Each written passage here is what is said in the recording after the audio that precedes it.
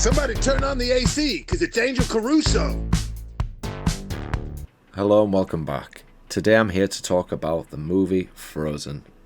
And no, not the Disney one. However, this film, I loved it. I loved it from start to finish. It's very, very indie in terms of, you can see there's not much budget. So what they utilise is the story and the surroundings and the acting performances of the three main members of this movie that carry it in a psychological way that traumatised me when I watched it. However, I want to hand you over to my best friend Bobo, and he will give you his review, which is a lot more in depth because he's seen it a hell of a lot more than I have. But we both agree that this is one of the best movies like this in this genre. So here we go.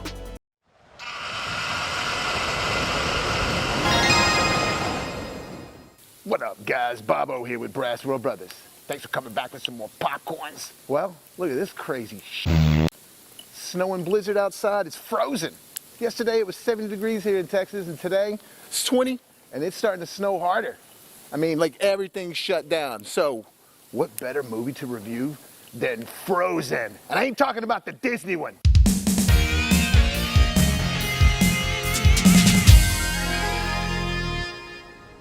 Yo! It's freaking cold outside. Take a back seat, Olaf, because we're not talking about the Disney Frozen. We're talking about Frozen 2010 horror film directed by Adam Green. Real quick before we get started, if you haven't done so already, why don't you go ahead and hit that subscribe button and the like button.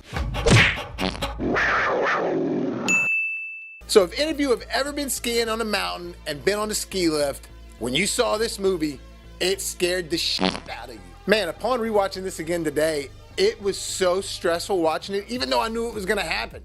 It's so tense, and it's so well directed, and it's such a simple plot, but it's so badass. Came out in 2010, and this was way before the Disney Frozen. It's based on these three people trying to sneak into the ski resort, not pay for a ticket, bribe the guy operating the lift so they can get on and ski for free. Now, this ski lift is only open on the weekend, closed during the week. The whole premise is they basically get stuck on this ski lift, and nobody has any record of them because they didn't pay for a ticket. And look, that's it. That's the plot of the whole film, but it is so well executed, and it's so badass and so scary. There's not a villain in this movie either. Nature's the villain, and it proved to be the toughest villain of all time. Remember when I said I'd come back to that whole Holliston thing about that show that Adam Green did? Well, they named the mountain they're skiing on Mount Holliston in this, so that's just kind of cool, little inside thing. And Shawn Ashmore as one of the guys being named Joe Lynch. So let's get to that right there. It's three cast members basically. Emma Bell, who's the girl, Kevin Zegers, who's our boyfriend, and Shawn Ashmore, who's the friend of the boyfriend. While there's a few more people in and out of this movie because they're on a mountain skiing and stuff like that, it doesn't focus on anybody else but these three characters, and it's so good. Not only does Adam Green paint this picture of how terrifying it would be to be stuck on a ski lift for a week in the middle of like a blizzard and everything, and yeah, that's right, a blizzard happens during this thing. While the movie throws you directly into the characters, like literally as the movie starts, you're just seeing the characters trying to sneak into this resort. But it does a good job of letting you get to know these characters before all the shit goes down. In fact, I'd say it's a good 25 or 30 minutes before anything really starts to happen because you're just getting to know these people, getting to know the characters, understand their relationships. But Adam Green starts teasing you early on and giving you some false scares and stuff. Like they actually get stuck on the lift for just about a minute at the beginning of the movie, and then they start skiing and having some fun, then get stuck later. But they even do some things like the girl trying to leave and go home and talk about doing some schoolwork, and they're like, no, please stay, please stay. And so they finally stay, and they even beg the ski lift operator to go up one more time. And he's even warning them, no, you can't go up, guys. It's already dark. There's a storm coming. You got to go. And they're like, look, one more time, please. And then that's it. We'll just ski right down and we'll go. So look, you know what's going to happen in this movie. It's all about them getting stuck. You look at the cover of the movie, I mean, you can tell, oh, but even knowing all that stuff, it's still so tense, and the buildup is just so nerve-wracking this entire time. Again, they're only stuck on a ski lift. That's it. But we all envision the ski lift as skiing and just this great vacation time. You never stop and think about what happens when nobody's around and the lights go out and nature starts to take its course. God, it is so scary. And Adam Green does such a cool job of like giving you all these camera shots that are really creative, that are making you afraid of things like the ski lift, making you afraid of snow, making you afraid of cold. And it's hard to explain unless you watch this movie, but once you see the way he does these camera shots, including the music along with the camera shots, he's treating nature like the villain. So instead of having these ominous zoom in close shots on something maybe creepy that's happening with a guy or someone hiding in the woods, it's just doing that with nature and the ski lift. And I'm telling you, it's extremely effective. That's why I don't understand what happened to Adam Green. He is such a good director. It's just like he disappeared. I'm really like, I don't know where he went. Now, a lot of people I've talked to when I tell them about this movie, they're like, well, why wouldn't they call anybody? Look, this took place in 2010, which means it was probably filmed more like 2008. Not everybody had a cell phone then. That was just the truth of it. It wasn't like it is now. But the way they describe how it all goes down with them getting on the ski lift, bribing the guy for the ticket, them begging him for one more ride up, and they do a couple other things to make you believe that they could actually shut this lift down while they're on it. And man, when it gets shut down and they start realizing they're stuck, oh my God, I'm telling you, you start feeling afraid. Like, it's different than watching a movie like a slasher or even like a psychological thriller. There's something about watching this movie, especially if you've ever been out in some really cold before. There's something about this movie that really gets to the fear inside you because you're just so helpless in this situation. They forgot that we're up here. No one knows that we're up here. They start realizing that, oh my God, they're closed for the week. We're going to be stuck up here for a week. And then they start realizing that there's a blizzard coming. Just all the things that go down that you don't think of that could happen. There's even a point where a guy in a snowplow is coming up the mountain and Kane Hodder's playing, a little Kane Hodder cameo. They do all these things to try to get his attention because it's already snowing like crazy and he's like got this sort of window of vision because he's going uphill and he's looking backwards to the left and stuff like that. They're throwing their skis down. They're even throwing some of their gloves down to try to get his attention, and it just happens to miss to where he doesn't see it. Oh, I'm telling you, when you're watching this, you're just so like, oh, please see them. And then when he just drives away, I mean, you get a shred of hope, and then it's shattered. It's just the cold, quiet, darkness, evil nature. Oh, one of the other things I forgot to mention is when all the lights go out when they're stuck on the lift, because at first they're trying to like convince themselves, oh no, it's okay, it's all right, we're gonna be fine.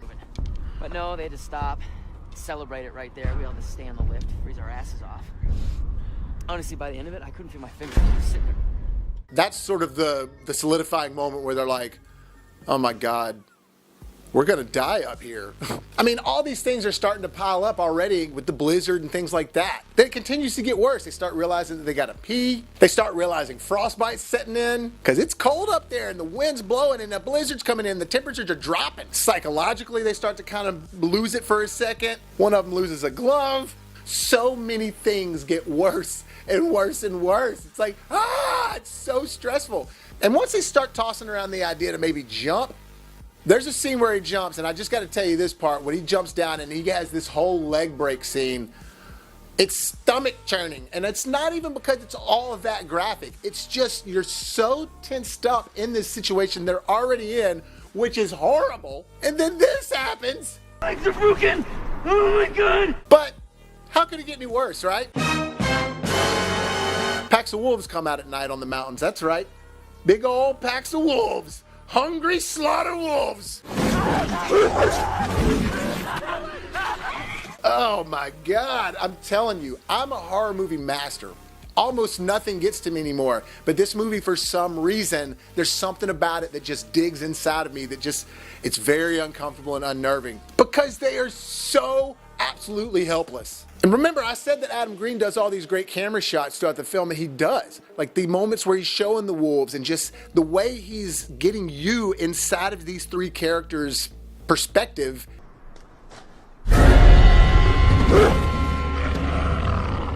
Amazing job on this movie, Adam Green. It should have gotten more notice and more awards. And that's what leads me to the scene to where when he broke his legs by jumping and then the wolves start eating him, remember, they're sitting right above him on the lift. Just the way that is all shot, because you don't even see the guy. It's focused on Shawn Ashmore and Emma Bell and their characters, and they're trying to get through it because it's the guy's best friend and his girlfriend up there having to listen to this guy getting eaten alive. And he's just like, just don't watch, don't watch. And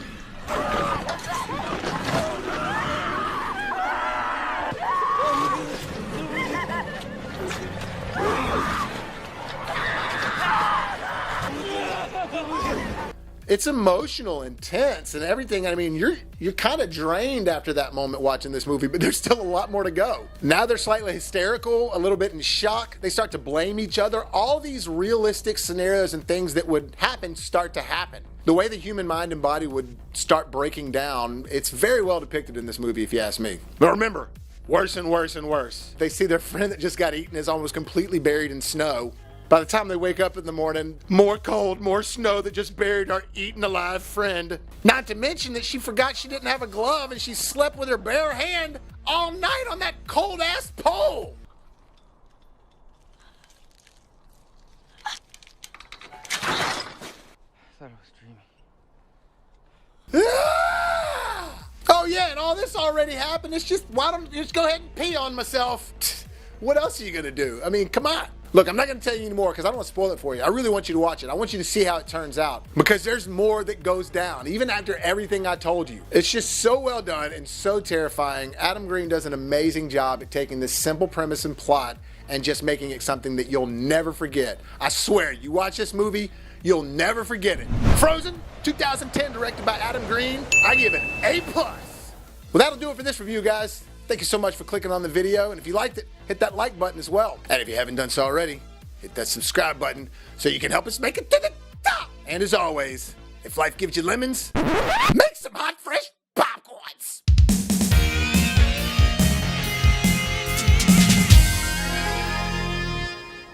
Oh my god! Oh